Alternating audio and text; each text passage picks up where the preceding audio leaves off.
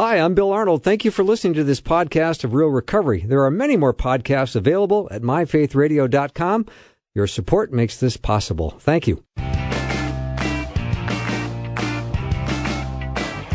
Welcome to Real Recovery. So glad you joined us tonight. Bill Arnold on this side of the studio, and just across the way, a man whose toaster wasn't working properly. Then he realized it wasn't plugged in. George P. Fraser. Hello, George.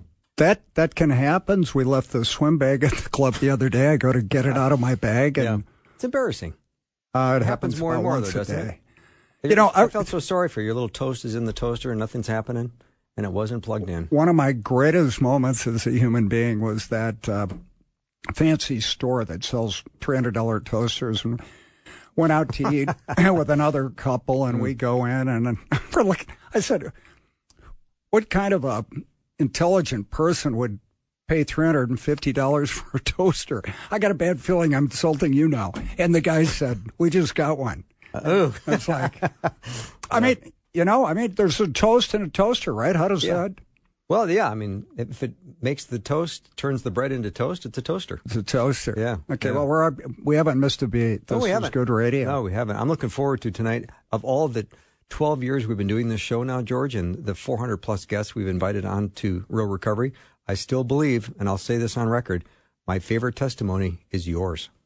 Well, it's not mine. Well, I get it. Thank you for saying that. That's a good way to start. Well, it's true. And I think all the stories of the people we have, and one of the reasons I love doing this show, Bill, and working with guys in the addiction ministry, as you do at the Salvation Army, is I can't see God, but I can sure see what he does in making dead people alive. Amen. And this week, a couple of my guys got, one guy got 2 years, a guy got 18 months. Excuse me, last week, 6 months. And really what that does is it doesn't affect one life. It affects about 15 to 20, because what we're looking at is a guy, and I only work with men, whose kids will never see him drunk. The grandkids will never see him drunk. And you have spouses and parents. And getting to recovery is painful. And a lot of people don't make it. We've been to a lot of funerals. Mm-hmm. And for me, getting into the recovery, one of the big blue recovery books says, my problem isn't drinking, that's a symptom. I'm self-centered, egocentric, and selfish. And it's like, I didn't know that when I read it, but that's our problem. And it manifests itself through addictive behaviors. And a lot of times what people will do, well, I need to quit drinking. Yes, you do, but you need an overhaul that can only be done through the Holy Spirit and God. And most people, like me, realize that when you're sober about a year or two, and you thought that was your big problem. And then you realize, no, my big problem is me. Mm. And my solution isn't me. It's not some program. It's not a great psychologist, psychiatrist, so those are necessary. It's God. Mm-hmm. And God allows it because he's sovereign. Nothing happens that he doesn't allow. And you think, why is he doing this? Why do I have this? For me, I wouldn't be a Christian if I wasn't an addict. And if we look eternally, a lot of things don't make sense in this life. But if you look at it through eternity and you look at Romans 8:28, that all things work together for good for those who love God and are walking according to his purpose, it makes sense. And for me, when I see these guys, I just talked to one on the way into the studio, there's nothing better for me. And it's really amazing, and I thank God for it, because usually there's nothing better for me than me. And that didn't work. Mm-hmm. And when you realize, hey, I got to get sober, what God has for you, you don't want to miss this. It's so much bigger than you are. And if you're in recovery, you have a ministry. People see it. They know what you were like before. And I knew when I was about, 20 years sober, my friends who wouldn't hang around with me because of my drug use were now calling me because their kids, their most valuable relationship, the thing they value so highly in life was, they were in trouble. Who do they call? Ghostbusters, right? Right. And I thought, thank you, God. There's a purpose for all this. Okay, you talk now. I'm tired. I will. And George, you've had 38 years of sobriety. Does that sound about right? Well, this would be, trite person I am. It's actually 39, but who keeps track of it? Well, you keep track, and I'm glad you do, because your recovery story is really one of my all-time favorites, and I want you to tell it tonight, and that has nothing to do with the fact that we couldn't get a guest tonight. Yeah, and it's this afternoon now, or tomorrow. Or early the next day. Early the next day. Yeah. Gosh, my story. Well, it's not my story. It's God's story in me. Let's go back, though, to your introduction to using mind-altering chemicals, alcohol, and that started in high school, didn't it? Yes, yeah. But I'd like to go back to the age of 5, and I was talking to my sister this week, and I didn't realize it was the age of 5. But growing up, my favorite thing to play with was my dog. Things actually haven't changed. We had a boxer named Tiger, and he used to lie on the slate floor out in the hall outside my bedroom. And I remember one morning, I'd go out and climb on him, and I saw the light come through the windows. And that's when I first remembered thinking about God. And, there's all these religious theories. There's Arminians and Calvinists. And for me, what I know is I always knew there was a God. I didn't live like it. But going back to that, and the reason I know I was 5 is I was talking to my sister this week, and I said, do you remember the year that Tiger ran away? I said, I was 4. And she looked up because there was a newspaper strike. It was 5. So that was kind of the start. And I'll get back to that later, and that will make some sense. Anyway, I loved playing sports growing up. I grew up in a pretty nice suburb, and sports were my thing. We went to church on the weekends. My dad was a Baptist. My mom was a Catholic. So when they had an argument, she went to Mass, and he took us to the Congregational church. And I thought of it like school because my dad played at a very prestigious country club, golf. And so we didn't go in the summer that much. To church? Yeah. Because Sundays were golf day. Yes. And it is a good golf course in his defense. So anyway, things went well. I had a pretty good athletic career. I went to a good private school. And I played varsity baseball in 9th grade. Played every inning. The next youngest guys were juniors and seniors. So I was a pretty good ball player. And I played hockey. And that was my whole identity. Well, in 9th grade, we had a championship game against a rival, and I remember the game like it was yesterday. It was a big deal. Playing with seniors and stuff. One guy played hockey at Notre Dame, and it was so cool. And, well, my mom got cancer that year. And the night of the championship game, I went after the game to the hospital. My mom had a radical mastectomy, what they call it, or she had her left side of her body removed. And this was in 1973. And I remember seeing her lying there, and she was on these machines, and it was shocking.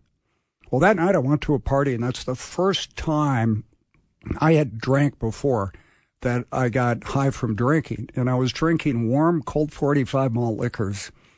And after 4 of them, I got the feeling. And I never felt really okay in my life outside of an athletic field until I had that feeling. And I was talking to people, and it's just a great time. And I remember the next day I felt really sick, but I knew I would be doing this again. The next few months I started smoking pot. My parents were divorced, so I kind of raised myself after that with my dad's intervention from an outsider, and I got hooked by the fall the next year. I didn't play football. I did make the varsity hockey team, which was a big deal. I should have started at a goalie, but I didn't because I was smoking pot every day. I got kicked out of school after hockey season. My grades were so bad. Got in arguments with a couple teachers, shoved a guy, and I got kicked out of teacher. The summer before, I had hit an umpire, called me out at home. I got kicked out of confirmation. There's a pattern here looking back. I was really mad. My dad left. Didn't realize it at the time. The addiction was full bore. And I was getting high every day. I would take speed, some hallucinogenics, drinking. But I tried to get high every day. I got sent to a psychiatric hospital ward at a regular hospital because they didn't really have treatment back then. And I remember I got a huge resentment because I got my moccasins made, and before I had the belt done, they discharged me. So, I never got my belt. Finished the belt? But I had a lot of, I did win the pool tournament. And it was kind of like that movie Cuckoo's Nest. Yeah. But they gave me great drugs. So I was really in no hurry to get out of there. And my dad came in one day, goes, I'm taking him home. Started a new school, a public school, and I hung out with the drug crowd. I never played baseball again. Wow, that's a shame. And I never played hockey again until college. So anyway, we're rolling. I'm going to a school now. I had been to a private school. No girls. We have girls there. We can smoke cigarettes outside. We're getting high between classes. My senior year of high school, I turned 18. That was adulthood because of the Vietnam War. If you can go die in a war, you're an adult. Could write my own notes at school. Mm-hmm. Had my own car, girlfriends, part-time job, making money, getting high all the time. Hope you all are too. And I would go to school. I was on the DECA, Distributive Education Club of America. Yeah, that's some prestige, didn't it? I was president. Okay.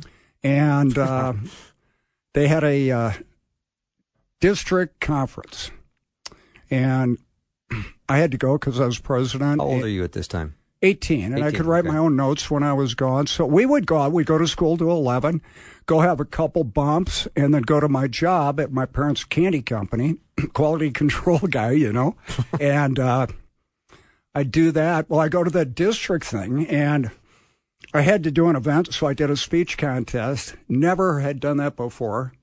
Had a couple cocktails. I got second. That meant I had to go to state. And so I went to state, and I was getting high in the morning with my buddies at the hotel, and one of them goes, don't you have a speech in a couple hours? And I had forgotten about it, so I started drinking to kind of even things off. So I'm up at this podium with a suit on, and I over-prepared alcohol-wise. Mm-hmm. And they've got all these business people in the front row, and I'm talking. And after about 30 seconds, I was kind of done. And a guy with a tie on in the front row, one of the judges said, have you been drinking? And I said, yeah, a little. And I just kept going with my talk. And the whole panel's laughing. I did not win the tournament. I did not get kicked out of school. I should have. Yeah. And it made a great story for all my buddies in that. I graduated from school, went down to the University of South Florida because it was ranked number 3 party school in the country. Couldn't get into 1 and 2.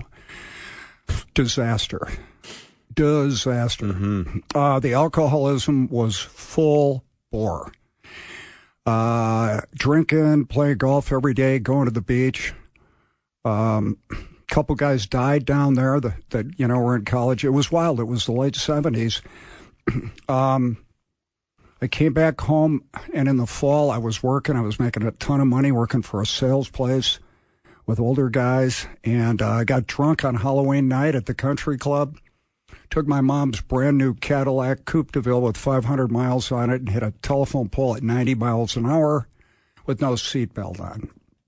They came and cut me out.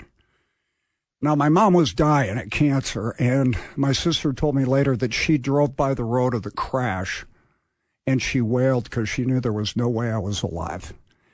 They cut me out. I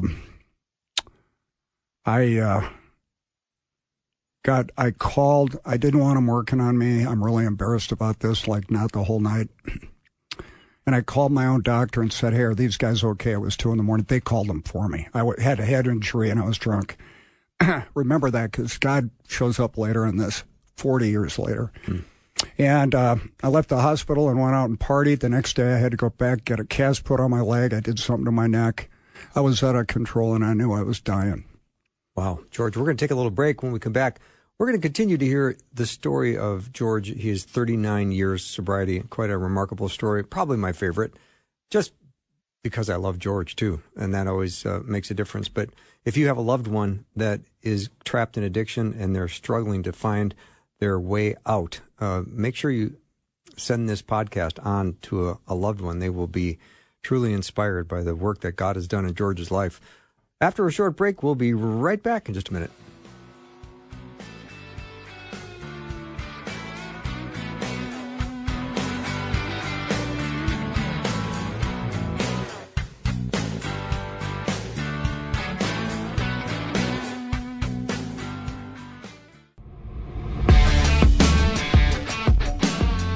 Welcome back to Real Recovery. Bill and George. We're talking to George tonight about his amazing story of recovery. George, you really left us with a cliffhanger. The last thing you said right before we went to break was you were in a car accident and hit a telephone pole going 90 without a seatbelt. God really preserved your life. He did. And I got a lot of PTSD about that. Mm-hmm. Everybody that I knew was glad that I was alive, but they were so angry and afraid that I was going to die, and I was certain I was going to. So I wound up, all my friends are back at college. I'm at home. I couldn't work. I was really injured, and I would sit around, drink all day, and watch TV. You know, watching Laverne and Shirley cocktailing. Really had a thing for Cindy Williams, the brunette in the deal, and I'm thinking, what a loser. My mom's upstairs. She's dying, and things aren't going good. And I had a dog named Heidi. She was a long-nosed boxer, maybe part Mastiff, and every day she would come over. You know how dogs put their head on your leg when you're sitting there and just look at you? And it's funny. It's like in the Bible it talks about there's angels and that are among us. Well, that dog helped save my life because it always made me care about something other than myself and that it was okay. You know, she was okay with me. Mm-hmm. Anyway, so a few months go by. I'm going farther down the loser trail, and I'm hating myself. I'm depressed. I'm thinking of killing myself. And my mom said, you got to get a job. So I get the cast off my leg. I get a job. I'm working at a superette. Things are going well. I'm engaging with people. I'm going home getting stoned, drinking every day. I've lost a lot of friends over this, and a lot of my friends were going away at school at Arizona State and other places out of town. Very lonely time, just trying to survive. And what had happened at the end of high school is our minister had come by one day, and he'd meet with me. His name was Don Asman. And he asked me one day, what's going to happen to you if you die? What do you think? I go, well, I'll go to hell for sure. And he said, you want to change it? He got his Bible out and was reading John 3, and I got saved. And I had started reading like Peace with God by Billy Graham, and I'd watch Billy Graham, but I knew Faith Radio too, or KTIS. Well, that was to come in college. Okay. And I won't get ahead of your story. Well, what was happening is the Holy Spirit was working on me because I had a real interest to God. And when I would get drunk, I would talk about God and all this, and then I wasn't walking it out. So anyway, I get a job at this superette, and I'm doing okay. And I was talking to one of the guys who owned it, a guy named Kenny, and his brother came over, and he goes, yeah, you're in recovery. And I had to go to treatment. I was court-ordered because of the car accident.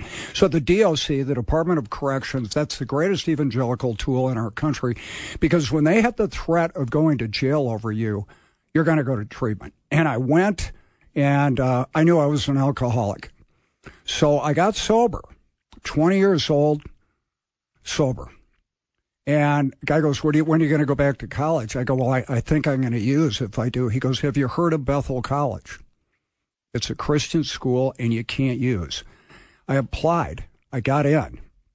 The first day I'm there, in late August, they have like a pep fest for new students, and I'm there, and I'm still smoking heaters, you know. Mm-hmm.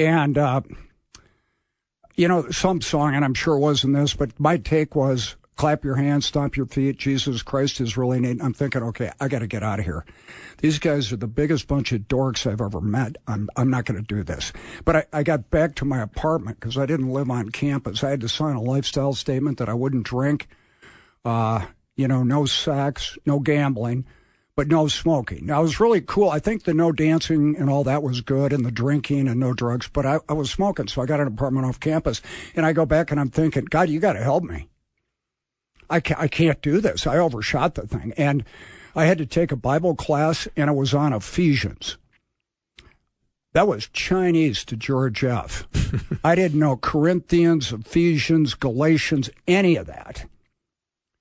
So I dropped the class, and it's getting to be late November, and I'm standing at the student banking window, and I had a real God shot. I'm leaving. I'm getting some money for the weekend. I'm sober. I'm not using, but... And a guy behind me is talking to this good-looking girl that I had noticed when they walked up about a hockey team. And he said, we got a good team. We're going to be MIAC varsity next year. We're going to play club team, but we need a goalie. I turn around and I go, I played. And he goes, where'd you play? I told him. He goes, really? Can you get some stuff? 2 days later, I'm at a practice. A week later, we had a game up in Hibbing. Now, my self-esteem is really low at this point. We played a good team. We lost 4-1. I was the goalie. They had 45 shots. I think they hit the pipe like 15 times, but I played pretty well. We get down for breakfast in the morning, and guy says, you see the paper? And it said, in the paper, Bethel played Hibbing Junior College. They have a good base to build their program on freshman goalie George Fraser, because a lot of my credits didn't transfer. And I saw that and I thought, okay, there's hope. And I stayed in school. I was sober for a while. My senior year, the summer, I started drinking. I was out with my dad and a couple guys at Interlaken. We played golf, which is a country club in Edina, Minnesota. And he goes, I think you could have a couple beers. And he said later, I knew I was wrong when you were on your fourth beer before dinner got there. I was kind of lit. And I went back to school. That was the summer I started doing cocaine. I got a DWI in January. They let me stay in school, which saved me. I graduated. I had periods of sobriety. I got a job selling Listerine, Chic, Effordent, Signy Tap for a company called Warner Lambert. I was going to 12-step meetings, church, Bible study. I was trying, but I would get 3 months in and I would go back. That went on till 1982, and I had to go back to treatment again. That lasted for a month. They wanted me to go to a halfway house. I didn't need to. I was using a month later. I had a nice house in a great suburb. Great job. I had a double life going, okay, right? I got the corporate thing, and then I got the party thing. Mm-hmm. And it talks about in the book of James about being a double-minded man, unstable in all you do, tossed about like waves on the ocean. And I remember when I read that, that was me. What addiction does is takes many things, but one of them is your identity.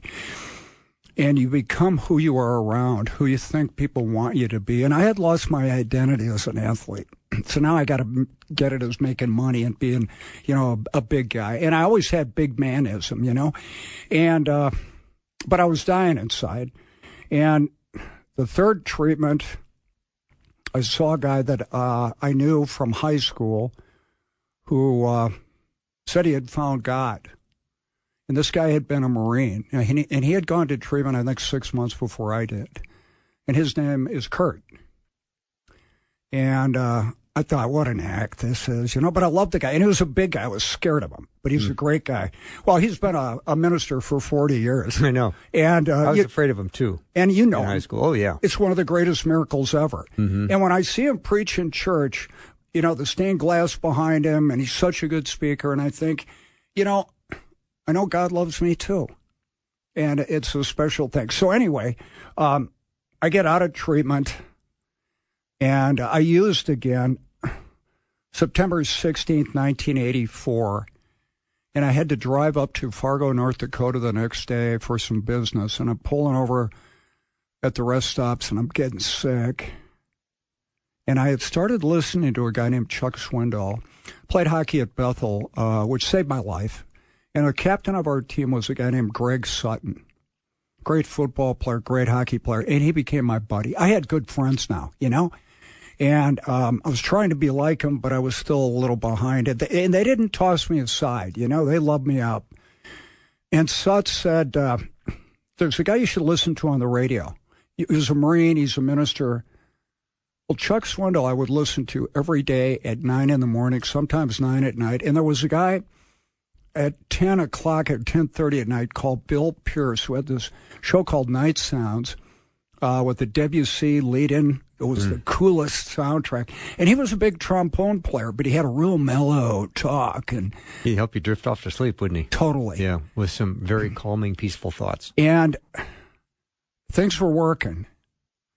Well, that was the last time I ever used a mood-altering chemical again. Wow. And that was September. I got sober on the 17th, 1984. So things are going good. Everything's going good. I'm going to church. I'm in Bible study.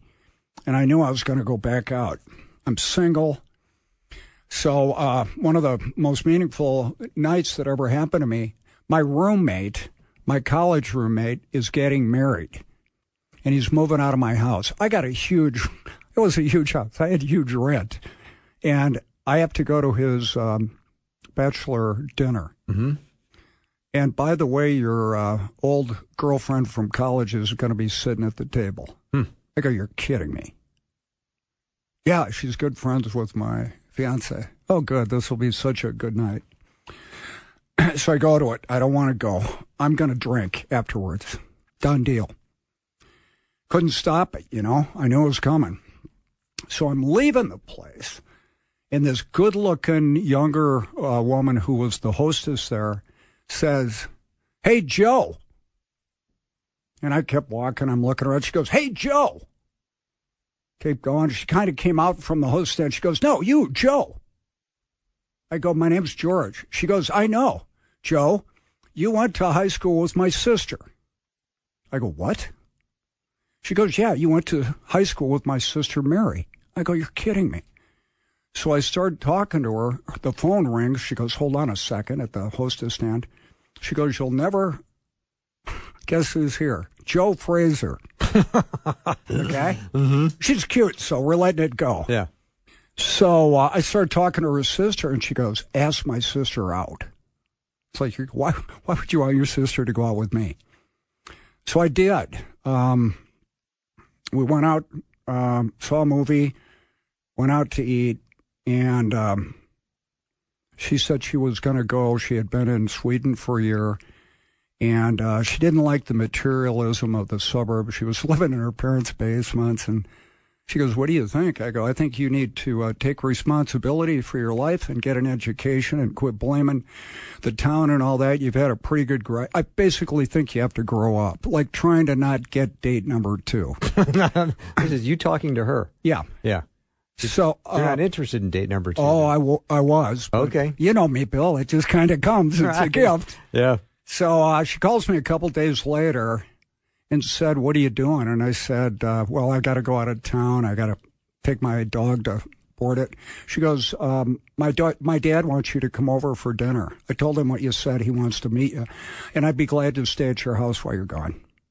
Oh, wow. So she did. I went over to the dinner. The guy scared me to death. Anyway, we wound up being married for 20 years. And one of the things I got from Annie is she was a runner. And she goes, "Do you run?" "Of course I do." So, pack and a half a day. So one morning I'm out running by my house, and the sun's coming up, and I see the sun coming up, and in front of it, I see this person running down about 400 yards away. It was her. And I ran with her. It was just so great. And we ran a mile or so, and she goes, "Gosh, we just ran that mile in 6.5 minutes. Do you usually do that?" And I'm done. Anyway, yeah. But what happened was, the reason I kept going back to using is I missed getting high. So I would go to church, I would go to Bible studies, I would go to 12-step meetings and work on my recovery, Christian meetings, a lot of them, and but I would fade 3 months, 6 months, 9 months. Well, I got hooked on working out.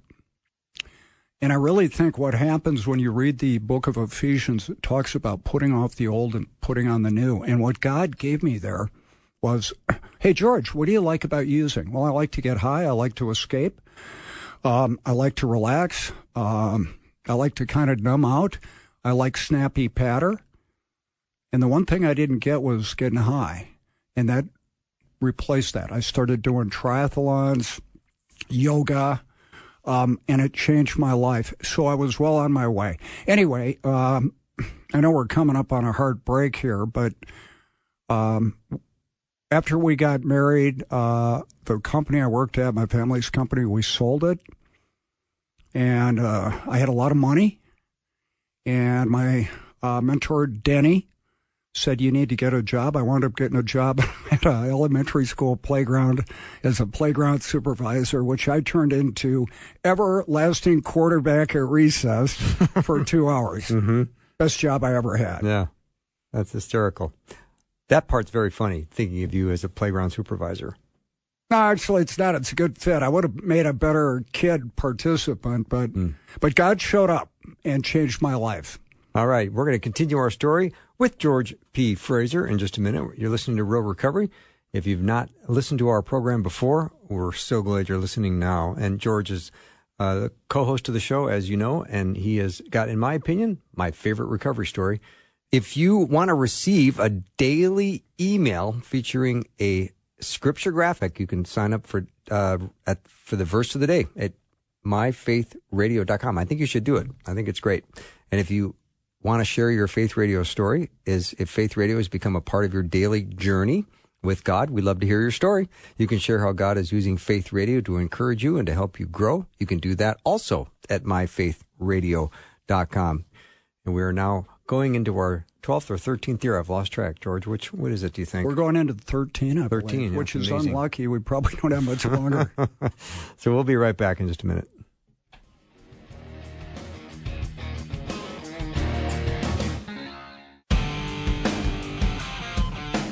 Thanks for listening to Real Recovery. Bill and George, we're listening to George's story, and it's an amazing one.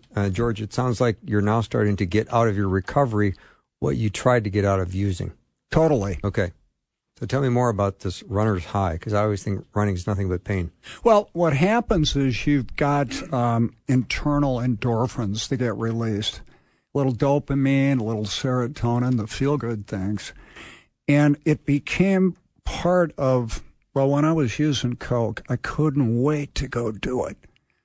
And afterwards, I really regretted doing it every time.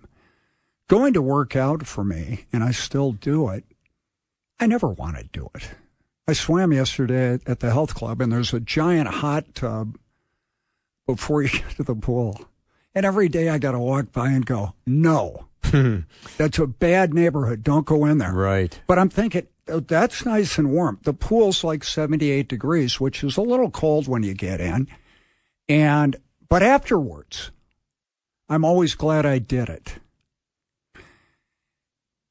And I never really wanted to get sober. I didn't want to get in trouble, but God gave me the desire to stay sober. I took steps I didn't think would work. I figured they'd work for other people. You know, you hear these guys when you're in rehab. Yeah, we're happy recovering alcoholics, and it's so great to come see you. And I always thought they were employed by the treatment center because these guys are obviously mentally unstable. Nobody's happy without drinking. I was wrong, and I took steps that I didn't think would work, and I got results I can't deny. So I'm at the playground. I thought it was still Mr. Big. I got a red jacket with a whistle, company issued. Mm-hmm. So in Minneapolis, where I live and was working at the time, it gets cold in the winter, and it's probably 2 or 5 degrees out in January. And I'm standing outside with these sixth graders who, you know how sixth graders are. And the one said to his buddy, hey, I'm going to go to Blake School next year. And I said, oh, that's a great school. He goes, how did you know? I go, well, that's where I went. He goes, no, you didn't, because if you did, you wouldn't have grown up to be a loser playground guy. This is a sixth grader talking. Sixth grader. So I want to drop this kid, right? Right. But I look over at him, and behind him is the glass on the school. And I see my reflection. I got a red jacket on with a name tag and a whistle. Yeah. And I'm thinking, I think the kid's got a good point here. The next day, I drove up to Hazelden Treatment Center, met with the guy, And I had some ideas for new treatment. This guy met with me as vice president for an hour. And he goes, you have some great points, but you need to get credentialed. So you need to go to school and get a degree. So I went and got a 2-year counseling degree. I had a 4-year business degree, and then I got a graduate degree testing my treatment theory. And I got a job at Hazelden. I did an internship there, and I was there for a week, and I got a job at the place that I wanted. So I got to put the Harvard MBA type Hazelden on my resume. Mm-hmm. And I got to run my own group right out of school. And it was a relapse group, which I like. I don't want to argue with people about whether you have a problem or not, like primary treatment. That's up to you. People have the right to not recover. I'll help you see how well that's working. But I want guys who've tried to get sober and haven't been able to do it. Those are my guys. And I loved it. I absolutely loved it. And I worked there for a few years. I had an affair at 20 years of sobriety. Midlife crisis, I don't know. And I left the University of Minnesota Fairview, and I needed to repent. I was ashamed. I lost somebody I loved very much. Didn't treat her right. And I was thinking, if you can't honor the one person you truly love, you got a big problem. And I never thought I would do something like that. And the Bible talks about pride comes before the fall. Let every man take heed lest he stumble. And what I learned from that is I never take my sobriety for granted. Before I get out of bed, I say, God, give me the power, strength, and desire to stay sober today. And that has worked for me. In all those years I didn't make it, I would bring God in at about noon, And I'm very regimented with that. My dog, Bob, knows it's time to get up when I start praying. I still have kind of a loser life, but I'm happy with it. So, I was going to start my own treatment center. Had a dream one night that I don't really remember that well, but I remember I woke up having coffee during my quiet time. I don't want you to do that. I want you to go down in the inner city and not charge for what you're doing. To do recovery work. Yeah. So I had to tell the guys, I prayed about it for a couple of days. Obviously, that wasn't my idea. And the guys were pretty upset, but they wanted to honor God because, we had drawn up the plans and marketing stuff. And so I told a few people. Guy calls me, guy named Joe Camp. Joe had a church in Minneapolis, and he was a Methodist pastor. He said, I heard you want to do something at church. Come on down. So I met with the guy. Well, he became a real good mentor of mine. And I learned a lot from him, and he helped a lot of guys. He gave me an office. He called me 2 days later, and he said, I got a customer for you. Joe was in recovery, met the guy. The guy came up. He's still sober. Wow. And so I started, one day I went over to the Salvation Army because I said, I'll work with guys. No charge. I know you don't have enough staff. I worked there as a counselor, many years before for a couple of years. And guy's name's Bill Price. He's running the place. And he said, our program director is gone, but could you do me a favor? We have a speaker in about an hour in the chapel. You know that gig because you do it on Fridays for 20 years or whatever. He said, could you stand in? I go, sure. Next day I got a phone call. He said, guys really liked you. Do you want the spot every week? Sure. So nice. I started going down there working with guys. Well, one guy, first guy I worked with on a one-on-one, had been a Lutheran minister. And he lost everything by smoking crack. And I'm working with him, and he said, it was in April. And he said, do you play golf? I go, yeah, I do. Love golf. He goes, yeah, I did too, and haven't played in a few years. He goes, how'd you learn to play golf? I go, my dad. My dad taught me. And I go, I got a great story about my dad. I had a great dad. He's playing golf in a Pro-Am in St. Paul. And the pro in his group was a guy named Lee Trevino. And I was 11 years old, 1968, I believe. And my dad beat him in the Pro-Am. It's very cool. I was walking around with my buck teeth. My dad beat Lee Trevino. My dad beat Lee Trevino. I couldn't even say it. And he goes, well, we've met before. then. Drunk, drug addict, treatment center. Yeah, right. Mm-hmm.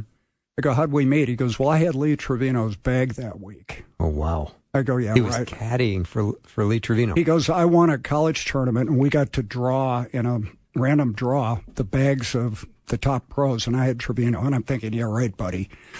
He goes, there was a radio announcer in that group. I still get goosebumps on this. Who was it? I go, Howard Viken. I couldn't believe it. But what it was is God going, I'm here. I've had you. And the guy looked at me and he said, so this is 2010.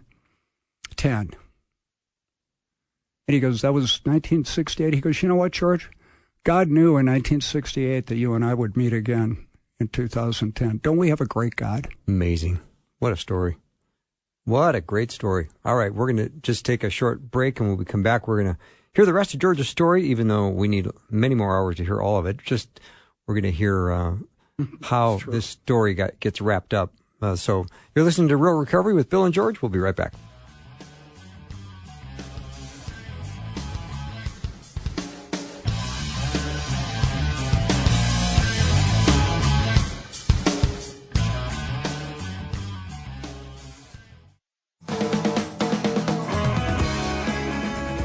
Welcome back to Real Recovery. Bill and George. I love hearing George's story.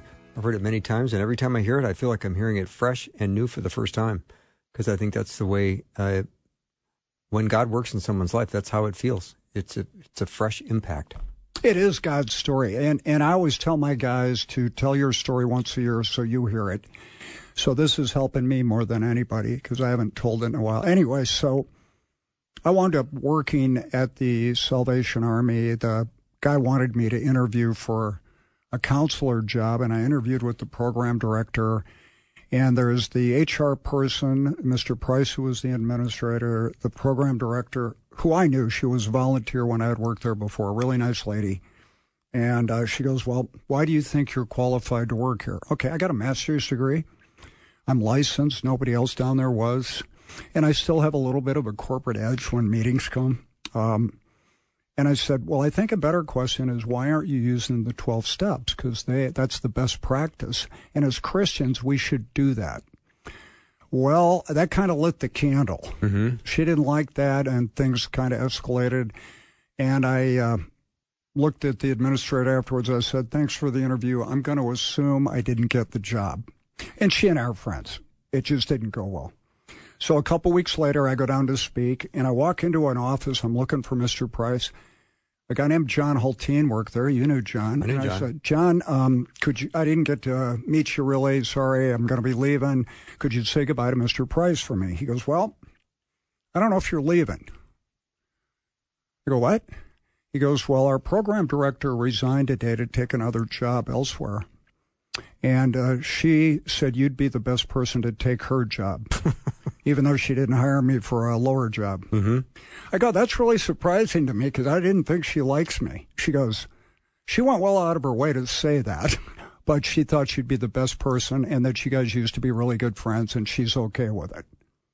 That's a God shot. That is. So I get the job there. And one thing I had forgot to say, one of my biggest regrets in life was when my mom was dying, and I was sober at the time. She needed a ride to the hospital, and I had a racquetball game to play. And I told her I couldn't give her a ride because I was playing racquetball, and to get her sister to drive her, and her sister did, and my mom never got out of the hospital. And I carried that for years. That was in 1977. In 2011, I'm working at the Salvation Army. I have to kick a guy out for drinking. This guy had gone to a very prestigious Eastern boarding school and college. He was my age. His mom comes to get him. All his stuff in 2 garbage bags. He's reeking. Put him in the car. I'm standing there waving goodbye. I'm thinking it doesn't get worse than this. Mm-hmm. But I got to buck it up and get back into work, you know. She pulls the car forward, stops, gets out, comes over, and she goes, hi, George. I just want to tell you I was really good friends with your mom, and would be real proud of what you've done with your life. That one was lifted. It took 33 years. Anyway, so I go back. I worked there for a while. One day a guy comes in who I knew. He had this play called Triple Espresso. He was from my hometown. I had met him at a speaking deal he did, Rise with the Guys, years before. Didn't really get a chance to talk to him. Always admired the guy. And he came up to me at Salvation Army, and he goes, I really like how you speak. Now, this guy's a professional actor. And I said, could you help me? He goes, no, I don't want to mess you up. You're a natural. But I do have a question for you. Why don't you ever speak on holiness? And I think for 1 or 2 times in my life I've said this. I don't know. And he said, if I gave you a tape from a guy named Tim Keller, would you listen to it?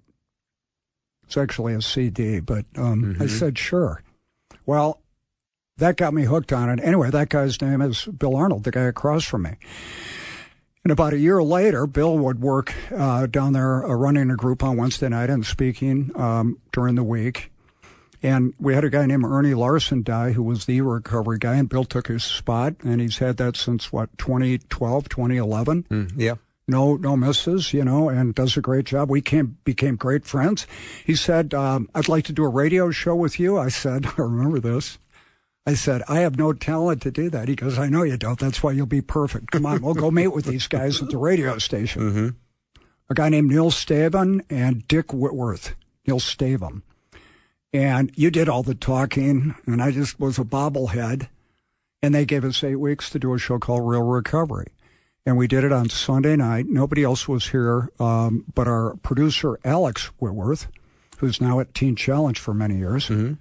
And we did the show, and Bill and I went out to eat afterwards. And Bill said to me, do you think that was a fraternity prank? Thought they let us on the air.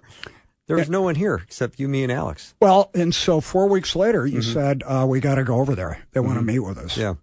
And I thought, hey, I never thought I'd get to do it. And they said, you can do it as long as you want to do it. It's amazing. And it was. So anyway, everything was going good. And in 2016, I went in for a physical, and I found out I had stage 4 lung cancer. And I was shook. You were kind of there because you were there. And coughing up blood, and I'm sitting at home one day in February, 2 months into it, and I was so depressed, and I heard God. I didn't hear a voice. He said, I helped you get sober. I got, and I thought, once again, I missed it. If I die in a car accident, I don't get to say goodbye to everybody. I didn't know I had that many friends, and everybody stepped up, no more than you. You were great. And I got on this drug, Keytruda, and I got better. But the reason I share that, a lot of you tonight are listening, are Christians, and want to help people. And I want you to know that what you believe is true. I had always believed it, but I didn't know it. I had peace of mind instantly after that, even though I was dying. And we joke that, I disappoint everyone because I got better. But I know that what I believe is true because of what happened. I got sober. I got saved first. I didn't get sober right away. So if that's you, it's a lot of us. Hang in there. Amen. God will do what you can't do. And it's been a great ride. Yeah. And now how many years cancer-free? 7.5. Yeah. And that was after you were told you probably had 6 months to live. At the longest. Yeah. So God continues to... That's when you showed up with a measuring tape over at my house. I did. Yeah. So, but you were great for that. And I'm glad I went through it. It was a blessing. And you told me to read a book by Tim Keller. And basically what he said in there is... Philippians 4:6-8, do not be anxious about anything, but in everything present your request to God with thanksgiving.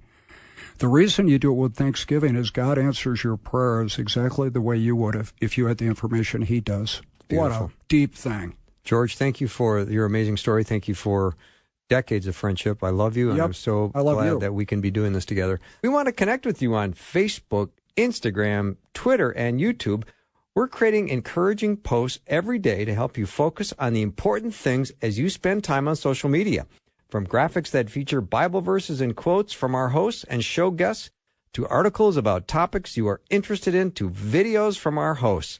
Search Faith Radio on social media sites to connect with us today. That wraps up our show. Thank you so much for joining us. If you have a friend that would benefit from hearing this, you can send the podcast easily.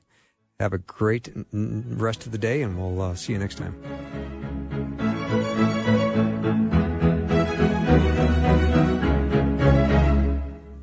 Thanks for listening. Programming like this is made available through your support. Information available at myfaithradio.com. On the latest episode of the Wild God Stories podcast, we go to Africa. I was raised in Sierra Leone, in a community that truly lived the phrase, "It takes a village." Until one day, the world outside Anita's village broke in. I didn't grow up in a war zone, but I watched one unfold in the country I love. God brought hope to her story and many others through radical provision. God began to direct us towards Uganda, Africa. I was born and grew up in the countryside of Ethiopia. Nanja and I met in Kigali, Rwanda. Discover how God showed up in the middle of war, loss, and impossible odds in Africa. Stories that'll make you say, "Wow, God. Wow, God. Wow, God." Wow, God stories. Wherever you get your podcasts.